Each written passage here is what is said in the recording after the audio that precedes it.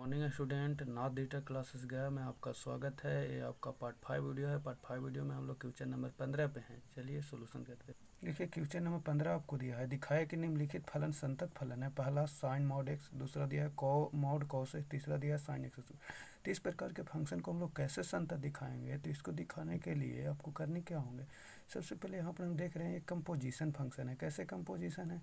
तो यहाँ पर देख रहे हैं एक साइन एक्स है, एक है मॉड एक्स। ठीक है, तो यहाँ पर मानते हैं 15 के पहला लिखेंगे साइन मॉड एक्स। तो इसको मान लेंगे, माना एक का मान लेंगे एफ एक्स बराबर क्या मान लेंगे साइन एक्स, और एक मान लेते हैं जी एक्स बराबर मॉड एक्स। तो यहाँ देखिए ये जो एफ एक्स बराबर साइन एक्स और जी एक्स बराबर मॉड एक्स माने हैं, ये दोनों के अगर संयोजन की बात करें तो होगा f of g. F of g कैसे परिभाषित होता है? इसको हम लिखते हैं एफ जी एक्स, यानी हम अलग अलग फंक्शन यानी जी एक्स को एफ एक्स को अगर संतत दिखा दें तो हो नहीं जाएगा एफ ऑफ जी संतत। एफ ऑफ जी कहने का तात्पर्य है कि साइन मॉड एक्स हो जाएगा। तो चलिए हम लोग सोल्यूशन करते हैं। चूँकि हम जानते हैं कि जितने भी त्रिकोणमितीय फलन होते हैं वो संतत होते हैं अपने प्रांत पे, और मॉडुलस फंक्शन भी संतत होते हैं। ये थ्योरम में हमने प्रूव किया है। तो चलिए हम यहाँ पर लिखते हैं कि चूँकि एफ एक्स एक त्रिकोणमितीय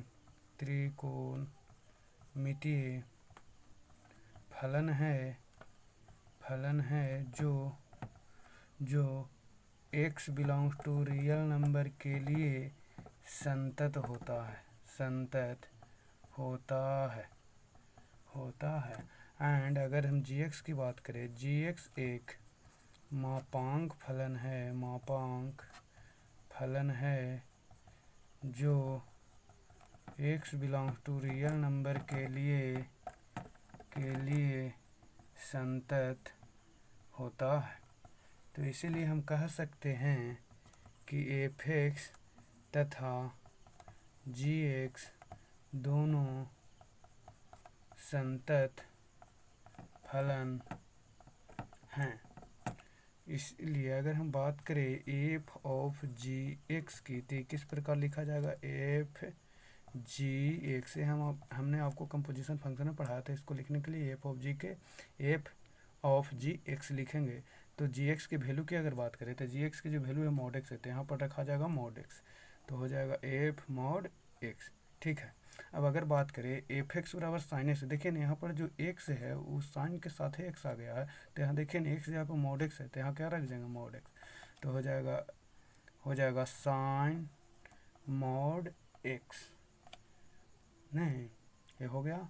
अतः हम कह सकते हैं अतः साइन मॉड एक्स एक संतत फलन है।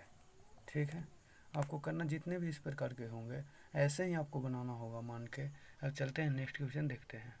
देखिए इसका 15 का जो सेकंड नंबर है सेम इसी के जैसा बनेगा, फर्स्ट के जैसे। इसको माने कैसे? यहाँ पर मान लेंगे एफ एक्स बराबर मॉड एक्स और एक मान लेंगे जी एक्स बराबर कॉस एक्स। चलिए मान लेते हैं, दूसरा को सोल्यूशन करते हैं। माना एफ एक्स बराबर mod x and g x बराबर कॉस एक्स। ठीक है, मान लिया हमने। अब यहाँ पर लिखेंगे क्या? लिखेंगे कि चूँकि एफ एक्स एक संतत फलन है क्योंकि मापांक फलन है, और जितने भी मापांक फलन होते हैं सभी संतत होते हैं अपने डोमेन पे। एंड जी एक्स एक त्रिकोणमितीय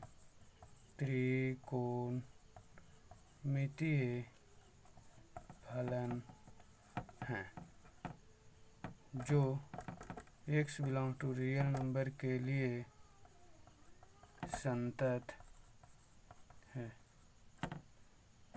x belong to real number इसमें भी लिख सकते हैं आप।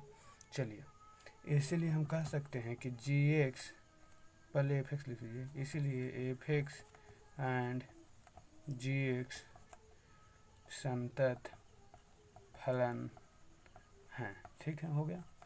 इसीलिए हम कह सकते हैं अगर जी ऑफ एफ की बात करें, जी एफ ऑफ जी एक्स की बात करें तो होगा एफ जी एक्स नहीं, यहाँ जी ऑफ एफ नहीं लिखिएगा क्योंकि दिखाना है आपको ए मॉड कॉस एक्स ना, इसीलिए आपको लिखना है एफ जी एक्स। ठीक है, तो होगा एफ जी एक्स का जो वैल्यू है वो है कॉस एक्स।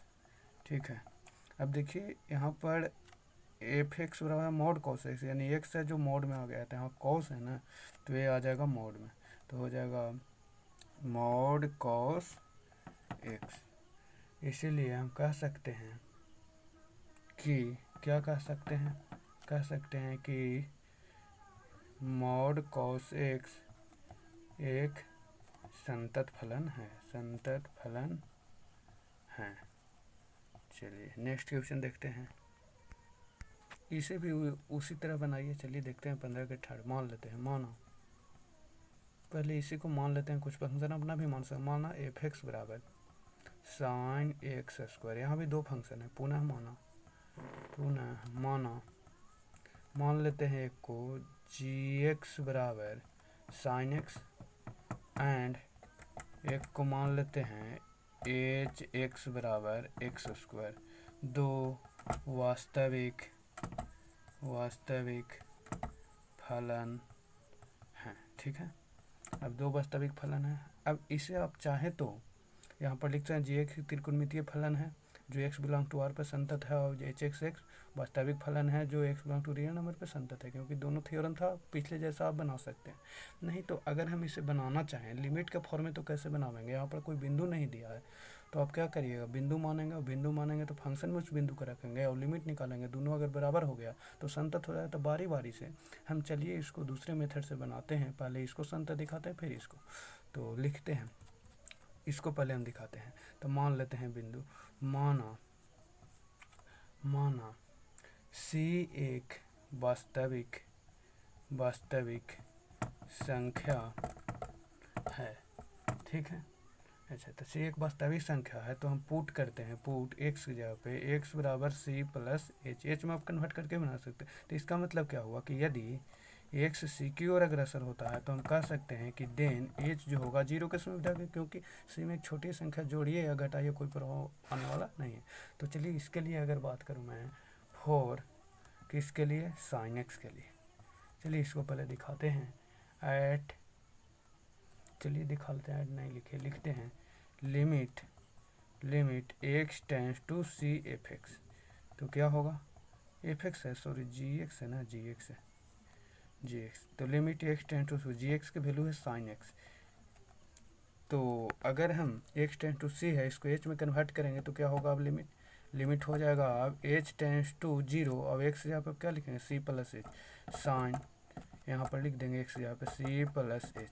आप इस ए प्लस बी के फार्मूला पर भी तोड़िए, साइन ए प्लस बी के फार्मूला पर तोड़िएगा, तब लिमिट पुट करिए, वही वैल्यू आएगा। डायरेक्ट लिमिट पुट करने, मैं डायरेक्ट लिमिट पुट करता हूँ, ठीक, समय के अभाव है इसलिए आप इसको साइन ए प्लस बी के फार्मूला पर तोड़ दीजिए, उसके बाद लिमिट पुट करिएगा, कोई दिक्कत ना होगा। सी प्लस जीरो बराबर आ जाएगा साइन सी। ठीक है, अब चलते हैं फंक्शन में इस बिंदु को रख देते हैं एक्स टेंस टू सी, लिखते हैं एफ सी सॉरी जी है ना, जी सी, तो हो जाएगा साइन सी। ए और ये दोनों वैल्यू बराबर है, इसीलिए हम कह सकते हैं कि limit x tends to c g x बराबर जो है जी सी है, इसीलिए जी एक्स एक संतत फलन है। अब क्या करना है, अब एच एक्स को दिखाते हैं एंड एच एक्स बराबर जो आपको दिया है एक्स स्क्वायर, इसको अगर लिमिट के रूप में लिखना चाहे, limit x tends to c h x बराबर होगा limit x tends to c h x value है एक्स स्क्वायर, इस पर लिमिट पुट कर दीजिए। तो लिमिट अगर हम एच में इसे कन्वर्ट करना चाहे तो एक जो सी की ओर अग्रसर हो रहा हो, आप किसकी ओर अग्रसर होगा, एच टेंस टू जीरो, और एक्स की जगह पे क्या लिखा जाएगा, सी प्लस एच के होल स्क्वायर। अब इसे स्क्वायर को पहले तोड़ दिए, प्लस बी का होल स्क्वायर, बाद में लिमिट पुट करिए, वही वैल्यू आएगा जो डायरेक्ट लिमिट पुट। तो मैं डायरेक्ट लिमिट पुट करता हूँ, सी प्लस जीरो के होल स्क्वायर, तो हो जाएगा सी के स्क्वायर, जीरो कैंसिल हो गया, सी के स्क्वायर। अब फंक्शन में रखते हैं एक से यहाँ पे सी, एच सी बराबर क्या हो जाएगा, एक्स सी स्क्वायर, क्या हो जाएगा, सी स्क्वायर। तो चूँकि हम देख रहे हैं कि limit of x tends to c h x का जो वैल्यू है वो एच सी के बराबर है, इसीलिए हम कह सकते हैं कि एच एक्स कॉमा एक्स बराबर सी पर संतत है, संतत है। अब चलिए संतत है तो अब लिखेंगे कैसे, चलिए लिखते हैं। यहाँ पर लिखेंगे चूँकि जी ऑफ एच एक्स बराबर, इसको कैसे लिखेंगे, जी एच एक्स।